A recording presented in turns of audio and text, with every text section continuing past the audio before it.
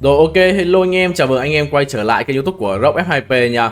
Và trong video ngày hôm nay thì mình muốn chia sẻ với các bạn lý do mình vẫn còn tiếp tục chơi tựa game Royal Kingdom mặc dù sắp bước qua năm thứ 6 gắn bó với tựa game này rồi. Và thật sự là mình nghĩ là cái cách tốt nhất để mình có thể làm được điều này ấy, đó là mình sẽ nói về tựa game Royal Kingdom kể từ cái thời gian mà mình bắt đầu chơi tựa game này và so sánh nó với thời điểm hiện tại.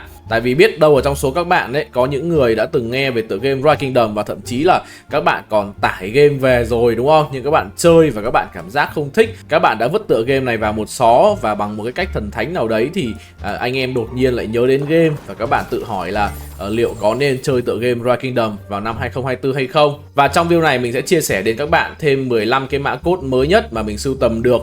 Nếu mà anh em chưa nhập những cái mã code gần đây thì các bạn có thể ấn vào phần nhân vật, ấn vào cài đặt, đúng không? Các ấn vào mục khác đổi quà để nhập cho mình những cái mã code này nha.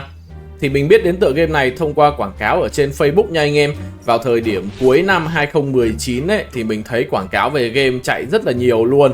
Đặc biệt là những cái quảng cáo mà xây kênh đào, đúng không? Nhưng mà mình thì là một người khá là khó tính và vào thời điểm đó thì mình vẫn đang chơi một số tựa game khác nên mình hoàn toàn là không có ấn tượng gì với tựa game Royal Kingdom này. Thời đấy ấy, mình nhớ là mình cứ lướt cái bài viết ở trên Facebook ấy, cứ lướt được khoảng tầm 4-5 bài là sẽ hiện lên một cái quảng cáo Royal Kingdom. Và cho đến cái ngày định mệnh đó thì mình đã quyết định là tải game về và chơi thử nha.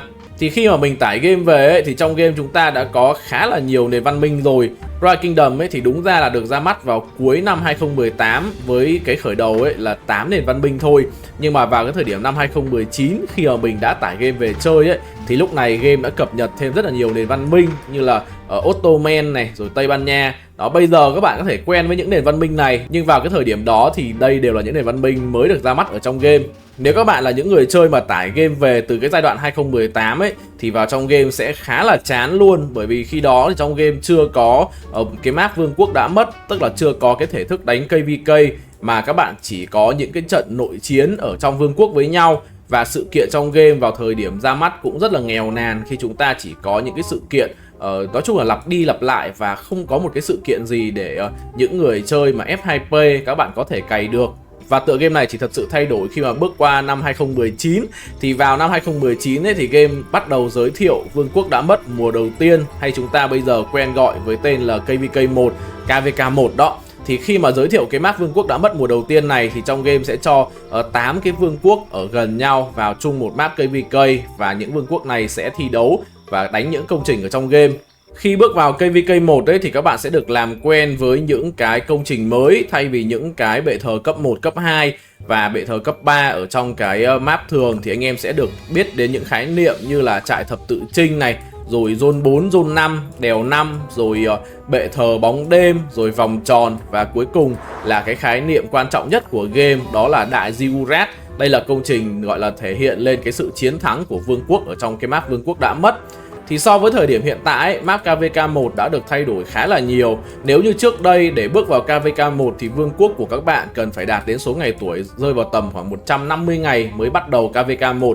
Và đó là một khoảng thời gian mình nghĩ rất là dài nhé. Các bạn phải chơi game 5 tháng cày cuốc thì mới được bước vào map K1. Trong khi hiện tại thì map KVK1 đã được rút ngắn rất là nhiều, khi mà các bạn sẽ bước vào KVK1 chỉ sau khoảng 3 tháng chơi game thôi.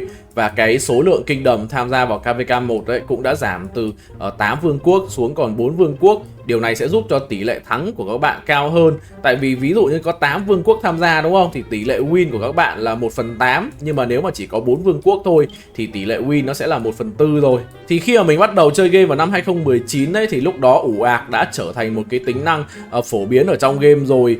Ủ ạc có nghĩa là các bạn sẽ tận dụng cái vé nhập cư người mới. Vật phẩm này thì các bạn có thể nhận được khi mà các bạn tạo một cái nhân vật. Thì lúc đó anh em sẽ tạo nhân vật ở một kingdom cũ. Các bạn sẽ chơi cái nhân vật đó trong vòng 10 ngày và không có nâng cấp nhà chính lên quá cấp độ 7.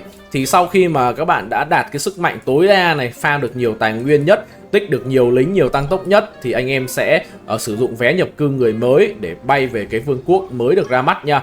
Thì cái điều này sẽ giúp cho các bạn được chơi game trước những người chơi khác khoảng tầm 10 ngày. Và đây sẽ là một cái lợi thế dẫn đầu cực kỳ lớn luôn. Thì so với thời điểm hiện tại, ủ ạc trong game vẫn đang cực kỳ phổ biến và có nhiều cái biến thể khác nhau. Ví dụ như là ủ ạc Looper, ủ ạc Sleeper 10 triệu pound, đúng không? Và ủ ạc truyền thống. Hiện tại thì nếu mà các bạn muốn ủ ạc ở trong game thì các bạn bắt buộc phải tạo nhân vật ở những kingdom mà chưa có bước vào KVK 1 nha.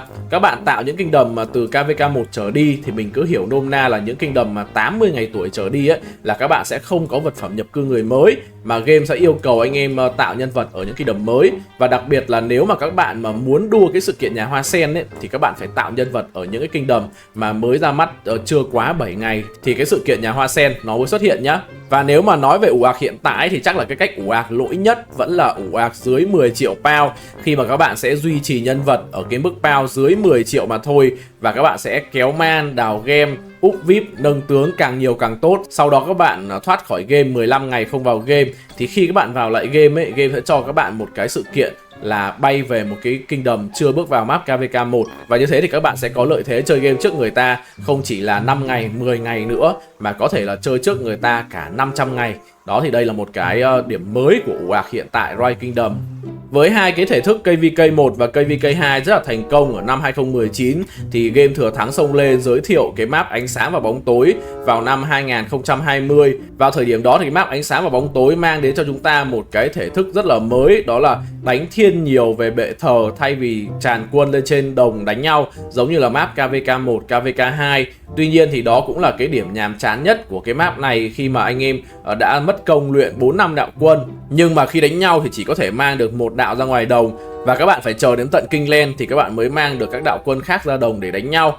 Thì ở thời điểm hiện tại cái map KVK ánh sáng và bóng tối vẫn giữ nguyên cái phong cách đánh khá là nhàm chán của mình, đó là đánh bệ thờ và chờ đến Kingland, nhưng mà đã có một cái sự thay đổi rất là quan trọng, đó là các bạn có thể sử dụng được tướng chinh phạt ngay từ map KVK 3. Điều này sẽ rút ngắn cái thời gian mà các bạn tiếp cận đến những cái vị tướng mạnh ở trong game.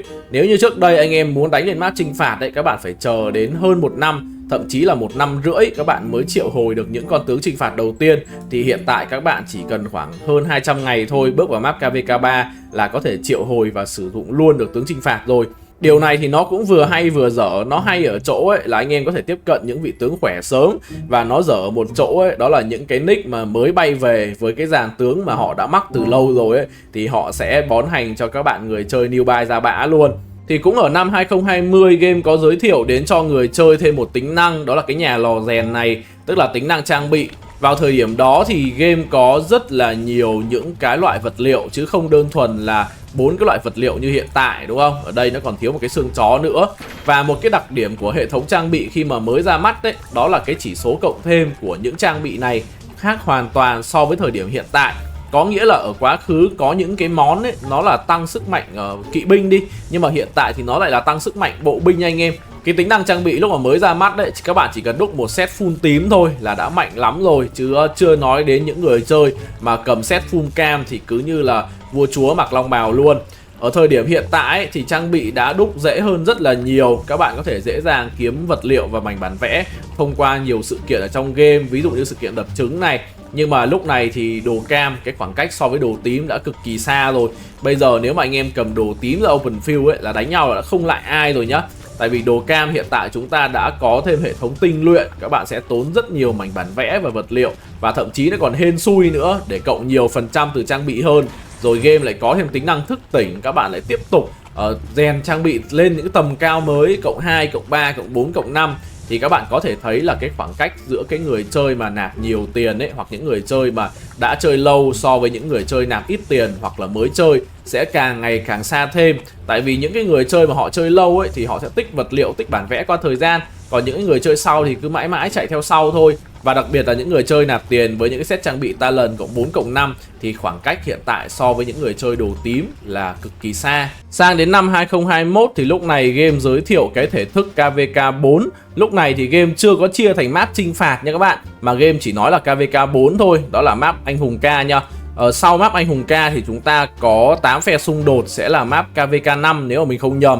Thì về sau ấy thì game mới bắt đầu game gộp lại, game chỉ chia thành là K1, K2, K3. Và từ K3 trở đi thì game gọi chung là KVK chinh phạt. Khác với thời điểm mới ra mắt đấy thì KVK chinh phạt hiện tại đã có rất nhiều cốt truyện để anh em lựa chọn luôn. Ví dụ trên màn hình thì đang có tổng cộng là 9 cái cốt truyện nha, tương ứng với những cái sự kiện có ở trong lịch sử ở ngoài đời, cũng như là một số cốt truyện giả tưởng nữa. Và với việc mà ra mắt KVK chinh phạt thì game tiếp tục giới thiệu đến cho người chơi một tính năng cũng khá là pay to win nữa, đó chính là cái tính năng pha lê nhá. Công nghệ pha lê từ lúc ra mắt đến giờ ấy đã thay đổi rất là nhiều. Khi mà mới ra thì công nghệ pha lê cực kỳ đắt đỏ luôn. Trong cái quá trình mà công nghệ pha lê phát triển ấy thì có một cái thời điểm ra mắt thêm con bot Cau Kerouac ở trong game. Thì lúc này kể cả người chơi F2P không nạp tiền, các bạn vẫn có thể mở khóa được 7 đạo. Và đó là cái khoảng thời gian mình nghĩ là ảo nhất của map chinh phạt luôn. Các bạn tưởng tượng nổi không? Không nạp tiền cũng mở khóa được 7 đạo và tiêu hơn 100 triệu pha lê. Còn ở thời điểm hiện tại thì điều này chắc chắn không thể xảy ra. Công nghệ pha lê lâu lắm đã không thay đổi rồi. Mặc dù là rất nhiều người chơi thì vẫn đang kêu gào về cái việc là bỏ cái công nghệ pha lê này đi. Tại vì nếu họ không có công nghệ pha lê thì họ không thể nào đánh thoải mái ở map chinh phạt.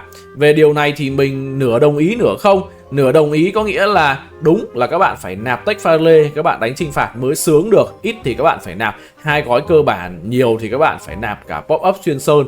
Tức là các bạn sẽ cần đến tầm khoảng 4-5 triệu cho một mùa KVK kéo dài tầm 3 tháng ở trong game. Nhưng mà nó không đúng ở một chỗ, đó là mình cũng thấy rất nhiều người chơi F2P không nạp một đồng nào, hoặc thậm chí nạp rất là ít. Họ chỉ cần chuẩn bị tài nguyên cũng như là tăng tốc để đánh KVK. Đương nhiên là tech yếu hơn thì họ trao đổi sẽ yếu hơn so với những người chơi nạp tiền. Nhưng mà với cách đánh khôn khéo thì những người chơi này mình thấy là kill point vẫn rất là cao. Nên là cái điều này nửa đúng mà cũng nửa không đúng là như thế. Có chăng thì cái điều khó chịu nhất về công nghệ pha lê đó chính là việc cứ hết mỗi mùa KVK thì cái công nghệ này nó sẽ biến mất hoàn toàn. Việc các bạn nạp tiền vào game để rồi sau tháng nó biến mất khỏi tài khoản của các bạn khiến nhiều người chơi khó chịu và không hài lòng với công nghệ pha lê này. Và Rise Kingdom ấy, mình nghĩ là có một điểm cộng rất là lớn, đó chính là số lượng vương quốc nhiều và game sẽ cho phép các bạn thay đổi vương quốc bằng trang hộ chiếu nha. Trang hộ chiếu thì các bạn có thể farm free ở trong game hoặc các bạn có thể nạp gói để sở hữu. Và nếu mà anh em muốn đánh ở những cái cụm KVK seed cao thì các bạn chỉ đơn giản là chuẩn bị trang hộ chiếu, xin nhập cư về vương quốc đó, bay sang hit rương để tiếp tục chơi game, cày game được nhiều hơn. Còn nếu phong cách của các bạn là những người chơi mà an nhàn, thích farm, thích chơi chill giải trí thì các bạn có thể sử dụng trang hộ chiếu và xin về những kingdom ở ít người chơi seed thấp. Mình đã nói về điều này rất là nhiều lần ở trong những cái buổi livestream chia sẻ của mình, đó là anh em chỉ cần tìm được một cái vương quốc phù hợp với phong cách chơi của các bạn. Với hiện tại trong game có tới mấy ngàn vương quốc ấy, thì cái số lượng vương quốc mà chơi chill mình phải nói là cực kỳ nhiều luôn. Nhưng mà các bạn phải bỏ ra một chút thời gian để tìm cũng như là chủ động nhắn tin cho người ta. Đấy, các bạn chỉ cần ấn vào danh sách vương quốc ngoại mùa này, quá nhiều kingdom luôn. Và không phải kingdom nào cũng đông người chơi nha, rất nhiều kingdom chỉ có những cái nhóm tầm 10, 20, 30 người chơi với nhau thôi. Việc các bạn cần làm đó là lăn xuống những cái bảng vương quốc này, nhắn tin cho người ta. Vậy thì điều gì thật sự đặc biệt ở tựa game này mà đã khiến cho mình cũng như là rất nhiều anh em gắn bó lâu đến như vậy? Nãy giờ mình thấy là mình chia sẻ về cái quá trình phát triển của game cũng tương đối dài. Mặc dù mình muốn chia sẻ nhiều thêm nữa ấy, nhưng mà mình nghĩ là dài quá, nhiều khi anh em cũng không muốn nghe tiếp. Nếu các bạn muốn nghe tiếp thì mình có thể kể tiếp cho các bạn cái giai đoạn phát triển từ 2021 trở về sau nữa ha. Thì về cái vấn đề của tựa game Rise Kingdom và lý do khiến mình gắn bó nhiều nhất đó chính là gameplay, là cách chơi của tựa game này rất là gây nghiện các bạn. Mình cũng rất là khó có thể giải thích được là như thế nào là một cái gameplay gây nghiện. Khi mà mình mới vào game mình chơi đúng không? Từ giai đoạn 2019 mình tạo thành phố xong, mình cứ vào game, mình xây này, mình xây nhà chắc chỉ mất tầm vài phút, vài tiếng. Nếu mà mình thấy lâu quá thì mình lại xài tăng tốc. Và mình cứ như vậy mình làm hoài thì cái thành phố của mình ngày càng phát triển hơn. Chưa kể là những cái việc như là dò hang, dò làng ở đầu game, nó khiến cho thành phố của mình phát triển mạnh hơn 6 người chơi khác. Và một cái điểm mà cũng khiến cho mình muốn chơi con game này lâu hơn ấy, chắc là nhiều anh em cũng giống mình, đó là mình cảm giác là cùng với cái số lượng ngày chơi như vậy thì cái nick của mình mạnh hơn người khác nha. Tức là ở cái thời điểm ví dụ như là 60 ngày đi, người chơi khác chỉ có khoảng 4 triệu pound, nhưng mà lúc đấy mình có thể có 10 triệu pound rồi, thì mình có cái cảm giác là mình ở trên người ta, nên là mình thấy chơi khá là vui. Thì đây chính là về cái yếu tố PVP, đúng không? Game này nó là game war mà game đánh nhau, thì chắc chắn là cái việc mà chúng ta hơn thua với người chơi khác là một cái giữ cho mình chơi game rất là lâu. Tiếp đó một cái điều cũng rất là đặc biệt nữa, đó là game này nó có một cái hệ thống, đó là farm game. Mình cũng không chơi những con game tương tự như thế này nên là mình không chắc là liệu có nhiều game làm được điều này không. Đó là game Rise Kingdom ấy, thì thay vì các bạn nạp tiền, các bạn hoàn toàn có thể cho quân đi farm game giống như mình đang làm trên màn hình. Tức là nếu mà người chơi đủ siêng, các bạn đi farm game nhiều thì các bạn hoàn toàn có thể không cần nạp tiền vào game mà cái tài khoản các bạn vẫn mạnh lên. Tại vì tất cả sự kiện trong game đều chơi thông qua cái game này chứ không phải thông qua nạp tiền. Một số con game ấy thì có thể anh em phải nạp tiền vào để lấy vé để chơi, nhưng mà con game này thì vé cứ mua bằng game thôi. Thành ra là gần như đến 99% sự kiện của game là các bạn đều có thể tham gia được, miễn là anh em chăm chỉ đào game.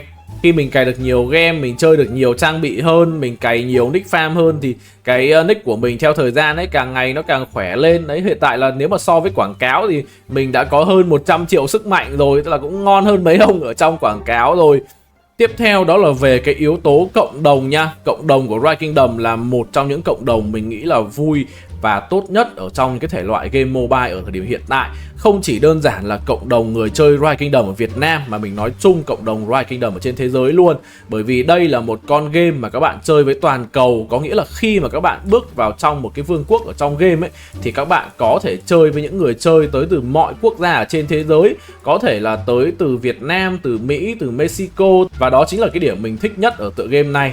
Đó là mình có cảm giác mình có thể gặp gỡ và nói chuyện với nhiều người ở trong game và tới từ nhiều quốc gia với nhau. Cũng giống như cái tên của game vậy, đó là Rise of Kingdom đúng không? Đó là sự trỗi dậy của vương quốc. Thì trong cái game này các bạn được gặp rất nhiều người chơi tới từ những cái nước, những cái vương quốc khác nhau ở ngoài đời. Và nói về cộng đồng Rise Kingdom Việt Nam nói riêng ấy, thì mình có làm thêm được một cái kênh Rock F2P này, thì mình cảm thấy rất là vui khi mà từ những cái video đầu tiên là mình chia sẻ những cái kinh nghiệm ở chơi game từ cá nhân của mình, từ cái trải nghiệm chơi game cá nhân của mình, và mình được giao lưu, được nói chuyện với những người chơi có chung niềm đam mê với mình, thì mình cảm giác rất là vui. Bởi vì thật sự khi mà ở ngoài đời ấy, mình cũng không phải là một người chơi quá là hướng ngoại, quá là ở nhiều bạn bè anh em, mình chỉ có một số người bạn thân thôi. Và khi mà mình chơi game này thì mình thật sự có thêm được nhiều cái người bạn có chung cái niềm đam mê với mình. Và cộng đồng chính là một cái yếu tố mà giúp cho mình chơi game đến thời điểm hiện tại là hơn 5 năm của tựa game Rise Kingdom, sắp bước sang năm thứ 6 ha. Để duy trì được một cái cộng đồng như thế này ấy, cũng có cái phần góp sức của nhà phát hành nữa, khi mà tháng nào thì game Rise Kingdom cũng có update. Đây là một cái điểm mà khiến cho cái quá trình chơi game của mình nó bớt nhàm chán hơn. Tại vì cứ ví dụ là game update xong thì có sự kiện đúng không? Có sự kiện thì lại vào game cày, lại có cái để nói chuyện, để chia sẻ, để chém gió với nhau. Sau đấy đến khoảng cuối tháng ấy, nó hết sự kiện rồi lại hơi xìu xìu tí, thì tháng sau game lại cập nhật đúng không? Game mới cập nhật đều mỗi tháng một phiên bản như này. Hiện tại là 1.087, tức là tương ứng với 87 phiên bản ở trong game rồi. Tháng nào cũng có sự kiện để cho chúng ta thỏa sức cày cuốc. Đó là một cái yếu tố khiến mình chơi con game này khá là nghiện.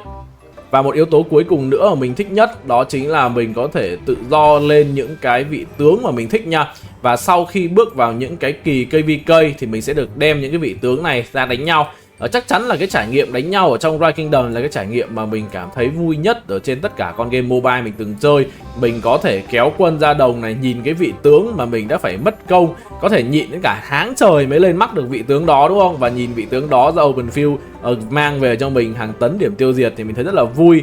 Nhưng mà đôi khi có một số trường hợp lỏ với giống kiểu như là Artemisia Ramses thì hơi buồn một tí, nhưng mà không sao đúng không? Tại vì game thì mình lại tiếp tục mình đào game, mình lại chờ gọi là nhận quà ngày lấy chọc vàng, thì theo thời gian mình sẽ mắc được những cái con tướng mới. Và đó là tất cả những gì mình muốn chia sẻ trong video ngày hôm nay. Và không biết thì trong mắt của anh em tựa game Rise Kingdom có gì đặc biệt, và đâu là cái gì đã giữ cho anh em chơi game lâu đến như vậy. Hoặc có thể các bạn không chơi nữa, các bạn vẫn theo dõi kênh của mình thì anh em cũng bình luận ở phía bên dưới ha. Ngoài ra thì mình sẽ để link tải game ở dưới phần mô tả video, cộng thêm 15 cái mã code mà mình sưu tầm được ở dưới phần bình luận nha. Anh em nhớ tham gia tải game về để chơi với mình cũng như là nhập code ở trong game. Hẹn gặp lại anh em ở những video sau. Bye bye.